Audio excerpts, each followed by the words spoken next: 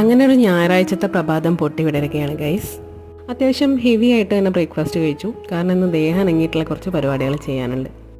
മഴയൊക്കെ പെയ്ത് മുറ്റമാകെ കാട് പിടിച്ച് കിടക്കുകയാണ്. അപ്പോൾ അതൊക്കെ ഒന്ന് വെട്ടി വെളുപ്പിച്ച് ഒന്ന് വൃത്തിയാക്കുക എന്നുള്ളതാണ് ഇന്നത്തെ പ്രധാന അജണ്ട. ഒരു മൂടുണ്ടെങ്കിൽ ഞാനും ഇതും ഒരുമിച്ചാണ് ഇങ്ങനത്തെ പണികളൊക്കെ ചെയ്യുന്നത്. അല്ലെങ്കിൽ മടി പിടിച്ചിരിക്കും. ആ കാര്യത്തിൽ മാത്രം ഞങ്ങൾ തമ്മിൽ നല്ല ഒരുമയാണ്. പിന്നെ ഞാൻ അകത്ത് വന്നപ്പോഴേക്കും മിതു കഴിഞ്ഞ ആഴ്ച ഉണ്ടാക്കിയ ഹെയർ ഗ്രോത്ത് ഓയിലെല്ലാം പാക്ക് ചെയ്ത് റെഡിയാക്കിയിട്ടുണ്ട്. 100 ml 200 ml 500 ml ബോട്ടിൽസിലാണ് എല്ലാം പാക്ക് ചെയ്തിട്ടുള്ളത്. ഇനി ഇതിൽ ഞങ്ങളുടെ ക്ലിനിക്കിൻ്റെ സ്റ്റിക്കർ ഒട്ടിക്കണം. ഈ വക പരിപാടികളൊക്കെ കഴിഞ്ഞ് വന്നപ്പോഴേക്കും ഏകദേശം വൈകുന്നേരം ആവാറായി. പിന്നെ ലഞ്ച് ഭയങ്കര സിമ്പിളായിരുന്നു.